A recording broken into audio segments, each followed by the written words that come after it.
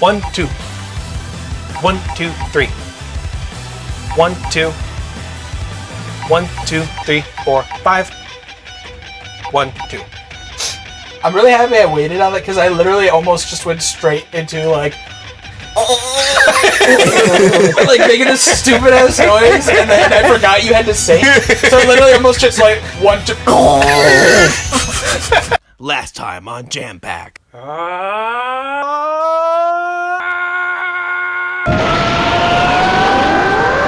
Welcome back to Jam Pack. Hey, I'm Joe. I'm Adam. And I'm Matt. And we're about to go rescue Go Tanks. Hooray.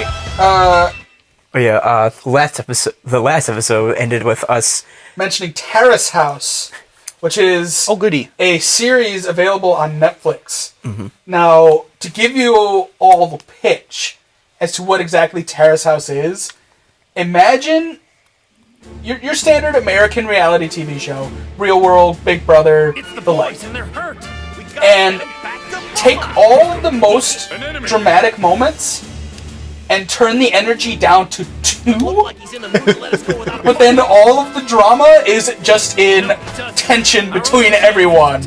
So like, anytime there's a huge issue, like somebody's doing something that they shouldn't or pissing somebody off, instead of a huge fight, it's just cut to characters sitting down and they're just like, I really don't appreciate the way you talk to this person, and then the other person's like, I know I'm doing something.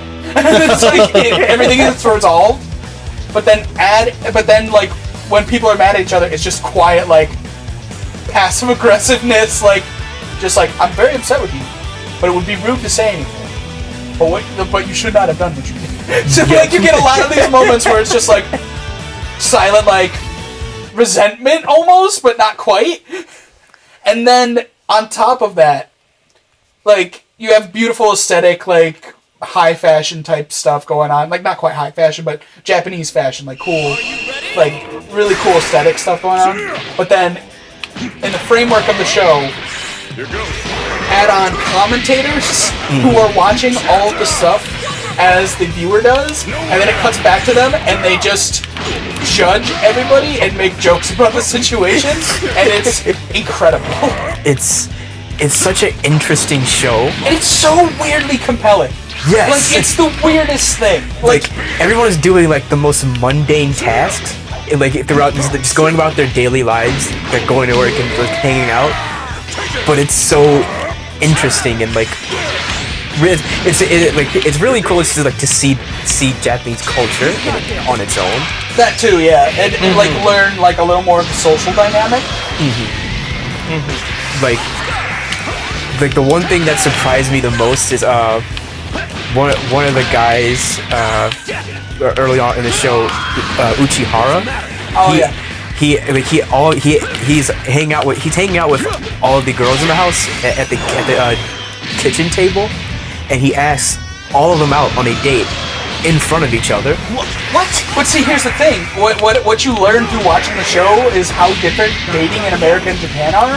And in Japan, dating is really much more of a thing of just like, it's literally what you think. It's like, because in America, it's super casual. You think of dating as when you start dating somebody, you kind of are offering immediately an idea of like some form of commitment, or you're kind of presenting a pretense of you're the only person I'm seeing if you're serious with them at all. Yes, like monogamous relationship. Yeah, but that happens like pretty early on. Like if you go out on a date or two with somebody, you kind of expect them to not really be seeing anybody else. I mean, like, there is, are we exclusive or not? But usually, like, in America, it's kind of more, you kind of expect that to be a little more upfront. Yeah. And in Japan, it's not exactly polyamory.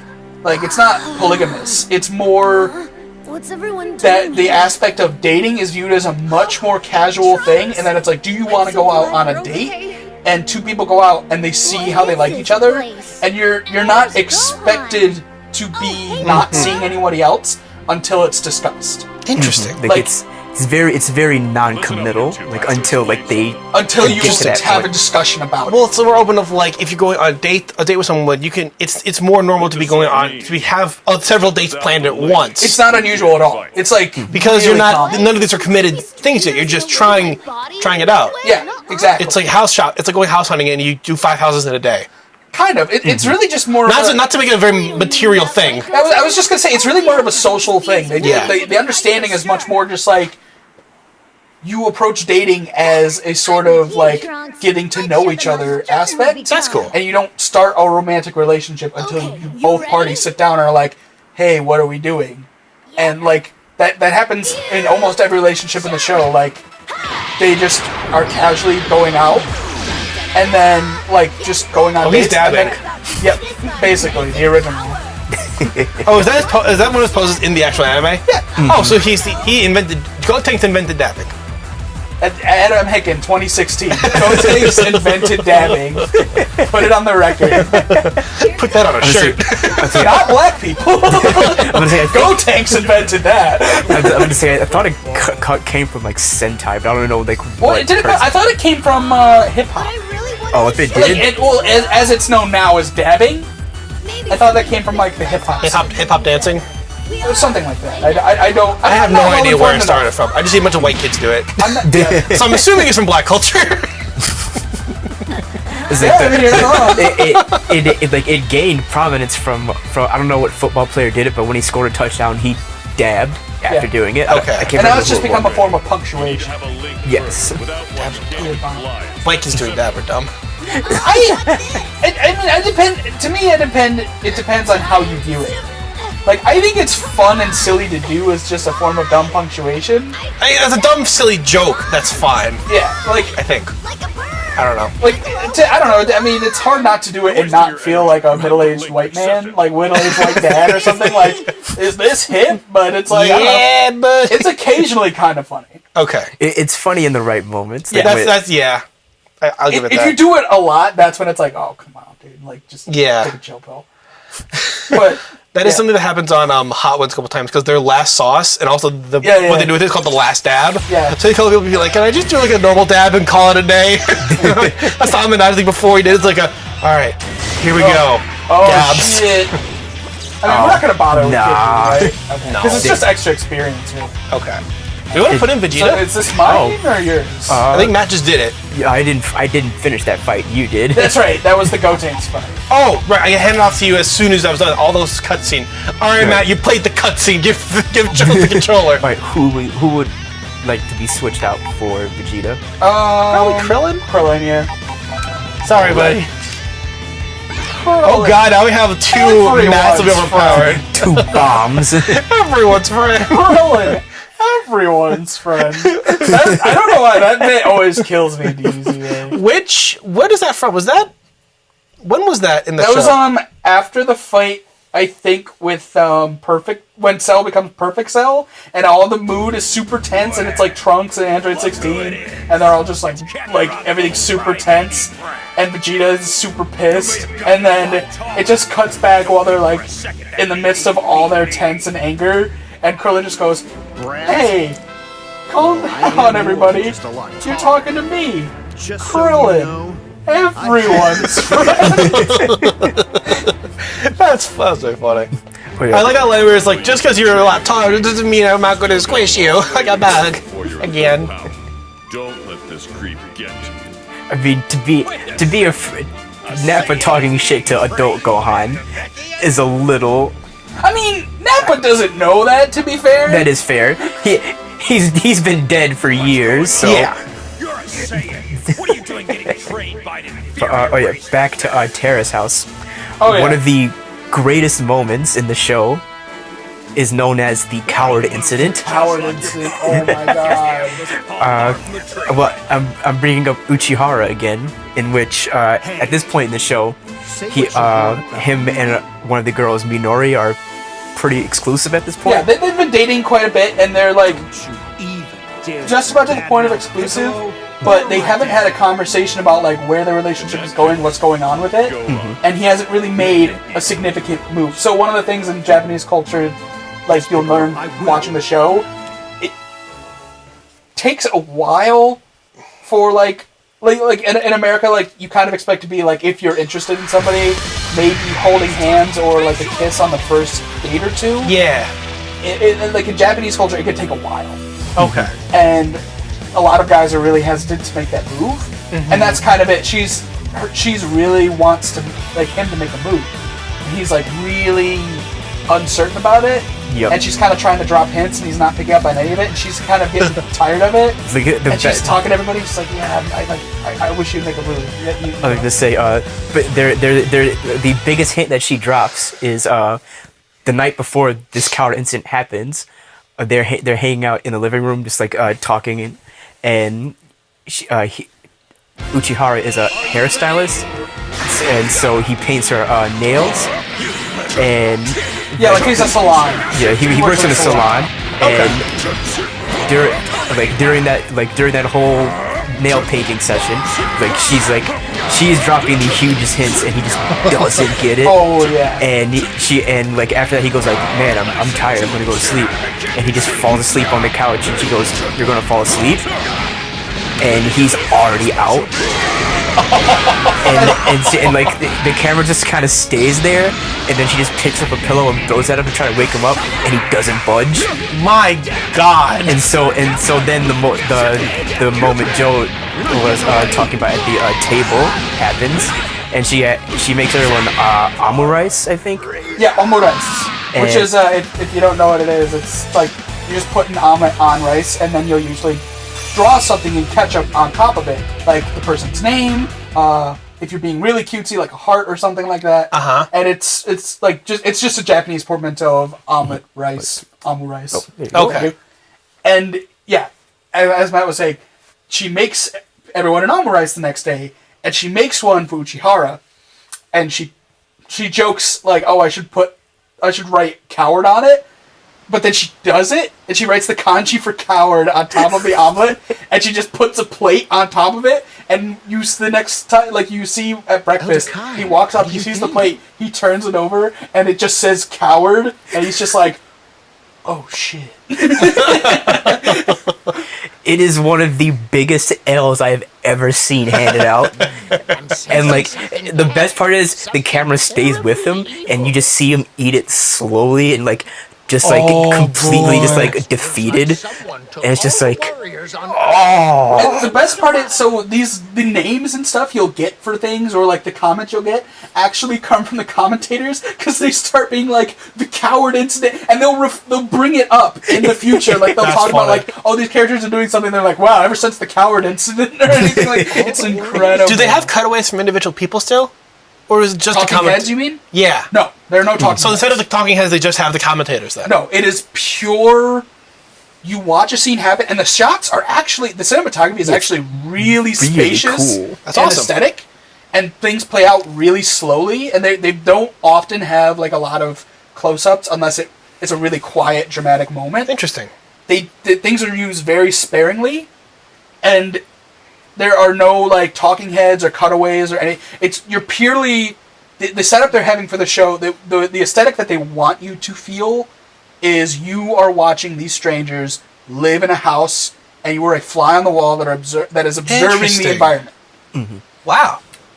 And often part of that is watching romances play out or stuff like that. And that's kind of like a big aspect of it that they play up. Mm-hmm. But all of your commentary or your standard stuff you get from talking heads comes from the perspective of the commentators, who are all Japanese comedians. And they talk to each other. Like, some of them know each other. They have different relationships with each other. So some of them, like, there's one of the guys, like, the guy and the main lady who commentate on it. They're clearly, like, old friends from, like, the comedy scene or something. So they'll just, like, have a bit going between each other or something. Nice. It's so funny. It's awesome. Really all the hosts are, like, really funny and likable, except for one who is the heel of the hosts, and he basically every single time is just like, oh man, I hate this person, I hope something shitty happens to them. I hope they fuck up, rather. Not like I hope something shitty happens to them, but more, I hope they fuck up. It's really funny. He's there. He or she. He is there for the drama, basically. He's the glasses guy. And he, like, there's He's the person on Twitter watching shit go down with like a bowl of popcorn. Yes. Exactly. That's exactly who he is. And he has a YouTube show where he talks about goings on and his opinion on shit like that. So he'll just be talking about something, and he's just like, oh man, I'm gonna have a mouthful for YouTube for this one. He's like one of the funniest ones. That's cool. Plain and simple.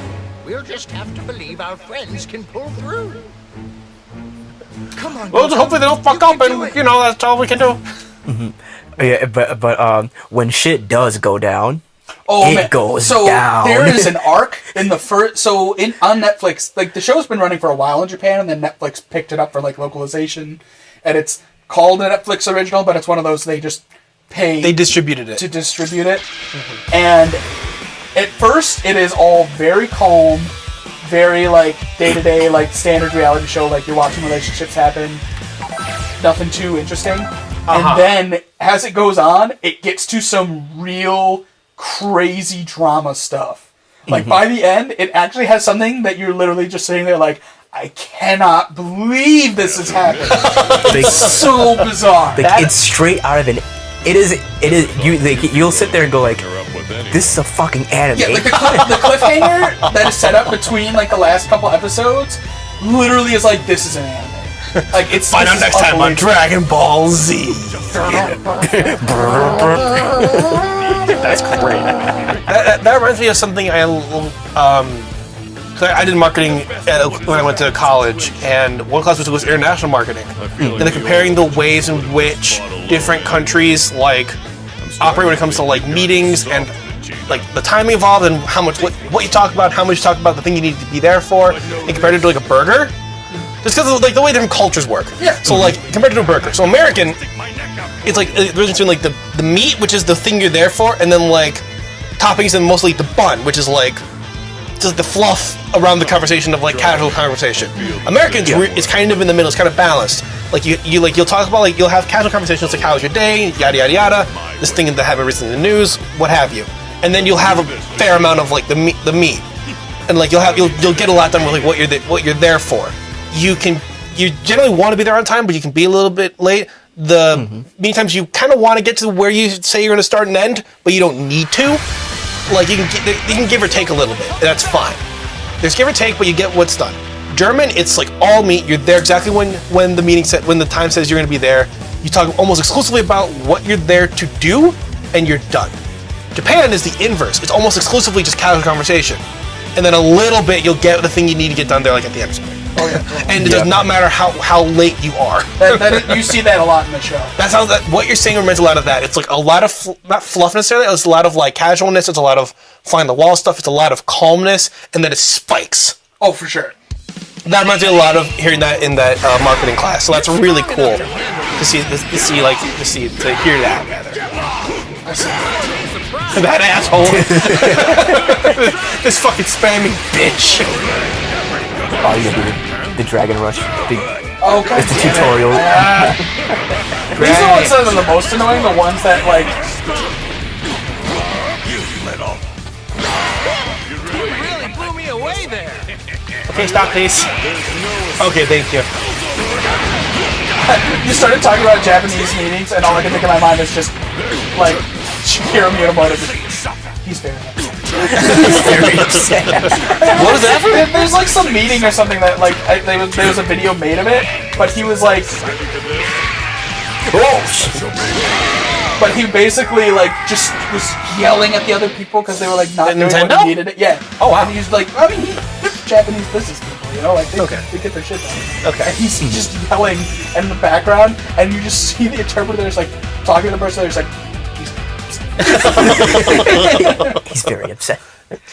At least I've only heard about this in the background. I don't know how true it is. Okay. Yeah, but okay, I'm gonna have to spoil that that ending story arc for you, Adam, because that's fine. Do you want to do that now or next time? Or just do you want to do one more fight maybe, and we'll talk about it now. We can do it next time. All right. Cool. When you come back for more Jam Pack, we may or may not spoil that story on air, but if anybody's interested in watching it, I don't necessarily want them to feel discouraged from watching Terrace House. But it's also a reality show. Like it's not. It will kill your enjoyment. It's honestly one of those things it's fun to see how it happens. Yeah, that's what I'm there for reality shows. It's the plot. It's like the kayfabe is real. Hey, your dream is unclear. That's where that comes from. Alright, well, we'll see you next time. Bye. Yeah. Alright, bye. Now that's my jam, dog.